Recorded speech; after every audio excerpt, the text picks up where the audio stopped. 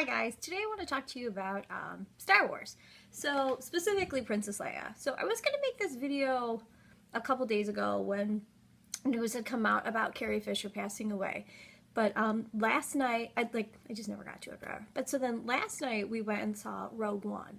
And that was really good. That's probably my favorite Star Wars movie so far. And so after seeing that, I was like, oh, I definitely want to make a video now because, one, I want to talk about the movie because it was super good, but then also I could tie in Carrie Fisher's passing away. So a little bit about the movie, and I'm going to try really hard not to spoil it for people. So if you haven't seen the movie, maybe don't watch this video, go see the movie and then watch this video, because I don't want to be that guy for you. But anyway, so sorry, I burned my finger on Christmas Eve, and it's like healing and it's really annoying, so I keep playing with it. So I'm a little distracted by that. Whatever. So Rogue One was really good. And the reason why I really liked it is because it had some themes that I could really identify with.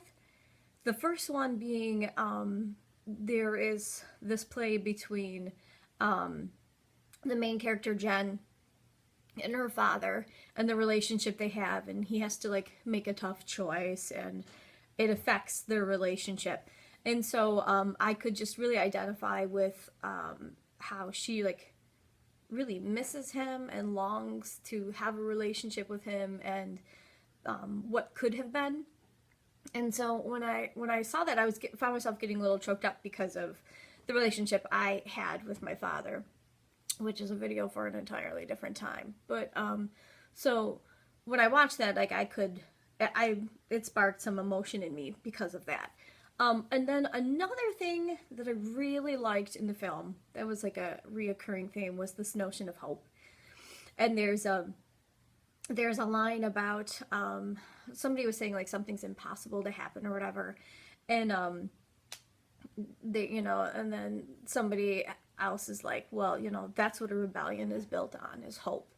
And I think that is really apropos for especially like what's happening politically in our country.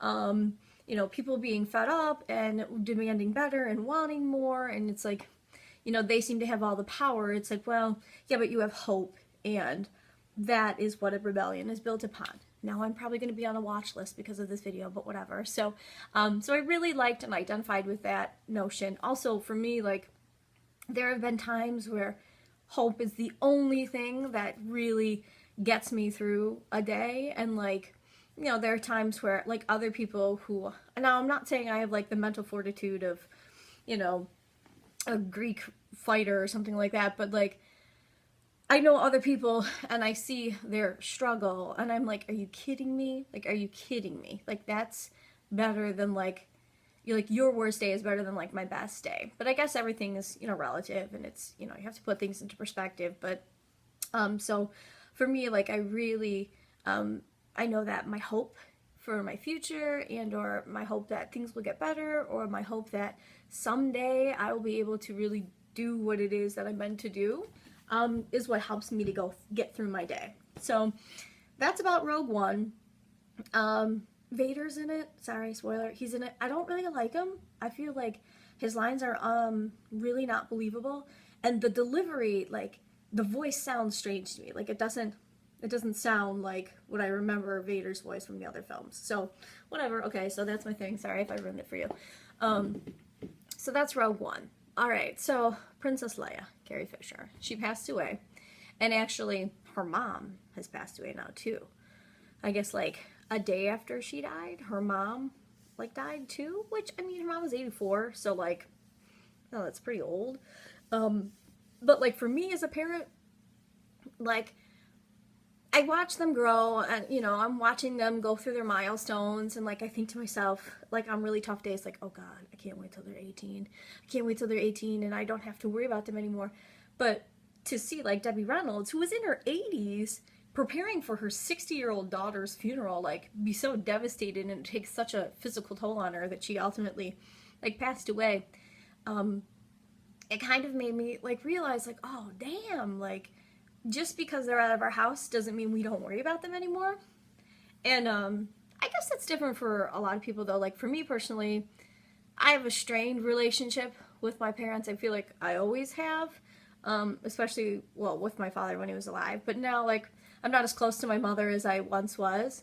And to me, like, there are times where, like, I stop and I think to myself, like doesn't she want to spend time with me? Like, I'm still her kid, you know? And it upsets me. And I think, like, well, maybe that's just what happens when you get older. Like, you know, your kids kind of do their thing and you do yours. But, you know, after seeing, like, Debbie Reynolds, I'm like, no, that's not it. Like, your kids are always your kids and you're always going to love them and you're always going to miss them and you're always going to want to be around them. And so maybe there's just some issue there that needs to be resolved. That kind of leads me into my next point, which is the topic of mental illness. So Carrie Fisher, although she is known for being Princess Leia, you know, because it's such an iconic character, but like, it's only iconic because people made it that way. Because if you really stop and think about it, like, nobody in Star Wars was getting an Oscar for their acting. Like, I'm sorry, you just weren't. Like, the dialogue was terrible. The actors themselves will tell you, like, the dialogue was terrible.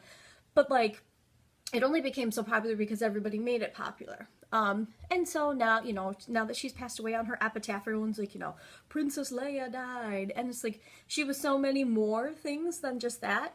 But that, I guess, is really what's, like, skyrocketed her into fame.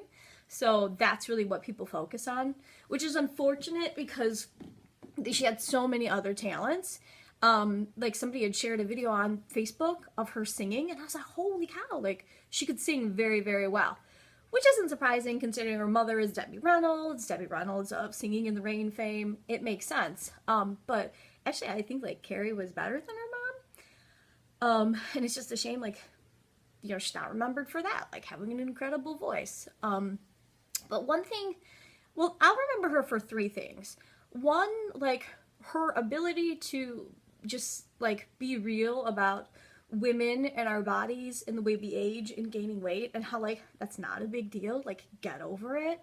Like, I really love her for that. Like, when they did the Star Wars that came out last year, she was, like, people had commented about her aging or whatever, and she was, like, you know, saying, like, I'm older, like, get over it. And I love that because, like, here I am, 30 something, and, like, I look at myself and I'm like, okay, yeah, I get it. Like, we age, like, I have these things, I'm not sure.